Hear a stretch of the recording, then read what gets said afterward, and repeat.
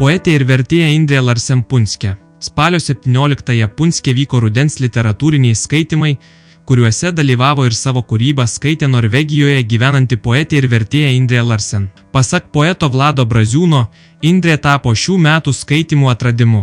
Poetės stilius lakoniškas, bet turtingas asociacijomis, kviečianti sulėtinti tempą ir gilintis į žodžių niuansus. Indrė Larsen gyvena tarp dviejų tėvynių – Lietuvos ir Norvegijos, ir savo kūryboje jungia šių šalių kultūrinius elementus.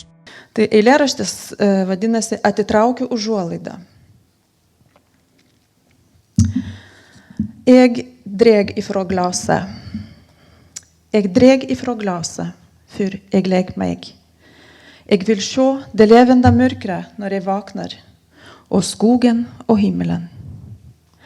Jeg vet en grav som ikke har glugg mot stjernene. Nå Orion kommet i vest, alltid jagende. Han ikke kommet lenger enn jeg. Kirsebærtreet utenfor nake og svart. I den svimlende blå himmelklokka ritar morgenmånen med hard nagl. Atitraukiu užuolaidą.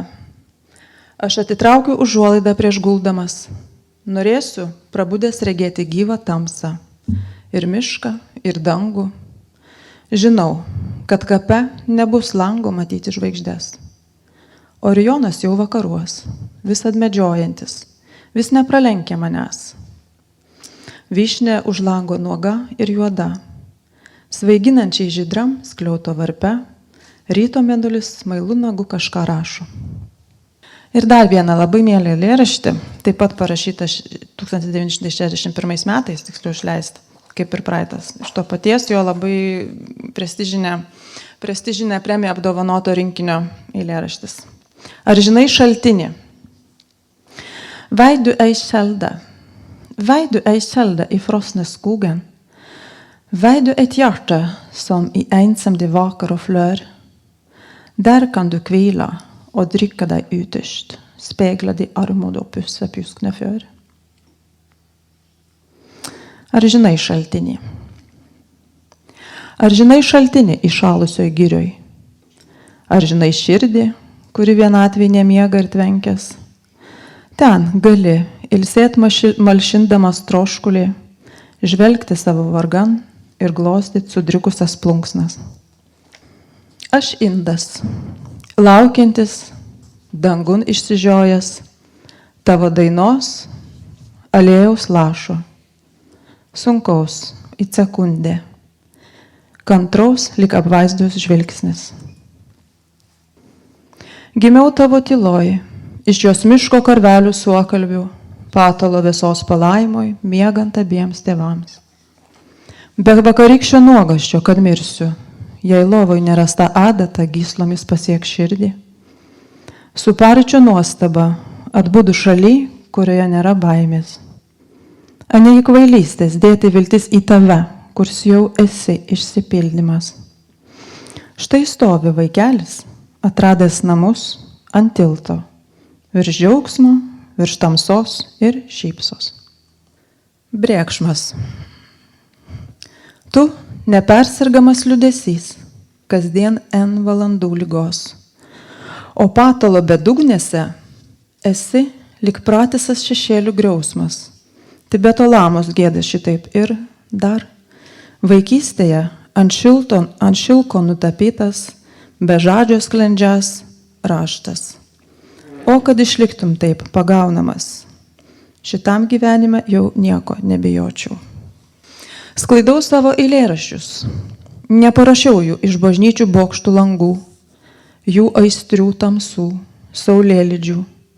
Juose taip ir neišsinuomotų studentiškų kambarėlių, kur švęsiu savo gyvenime sekmą, kartą per savaitę išeinant į Turgaus aikštę. Atviras tų liepsnų baltumas ir galiu glaustis jan šįryt parašius, lyg būta, lyg amžina. Tarsi pirmutiniam pradžios žodžio raidėm. Čia bus eilėraštis iš poezijos pavasario almanacho, kurį įtraukė sudarytojas Šlepikas.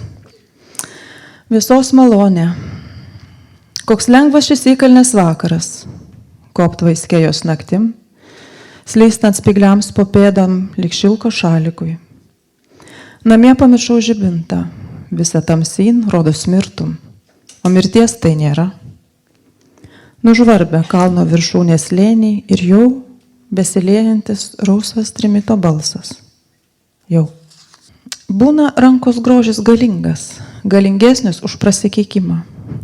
Svarus, lyg dirvonuose rastas grynos sidabro luitas.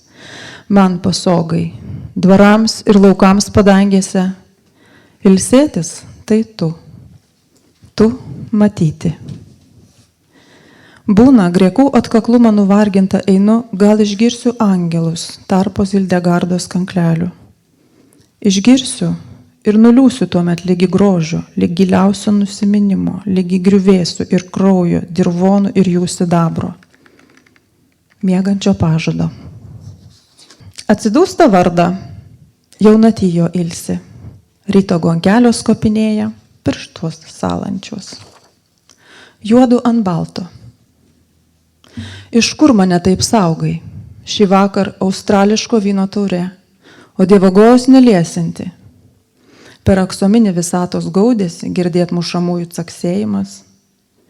Jo nesibaigiantis ritmas čia eina kiaurai. Bet taip randa stila, kurią kvėpuoju. O kai negaliu nujaust paties didžiausio pavojaus, visados man atsiunti ženklą.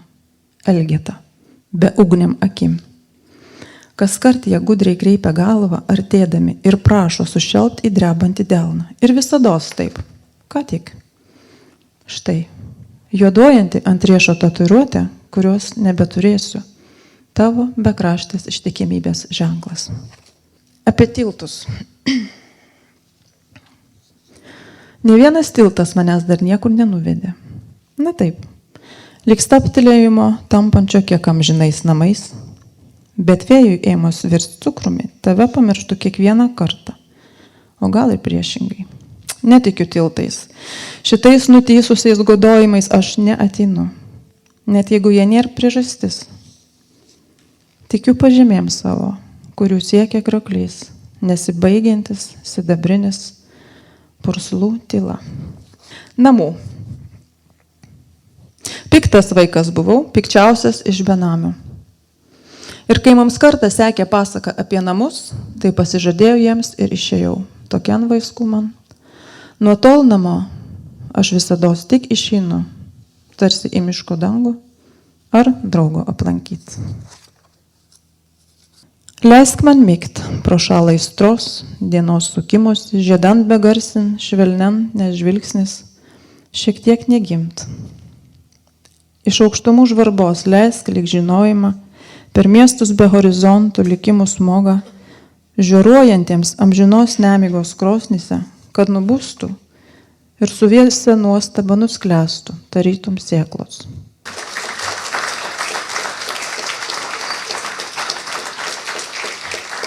Ačiū Indrė už eiles ir linkime, kad sugultų į knygą, į rinkinį tos visas eilės.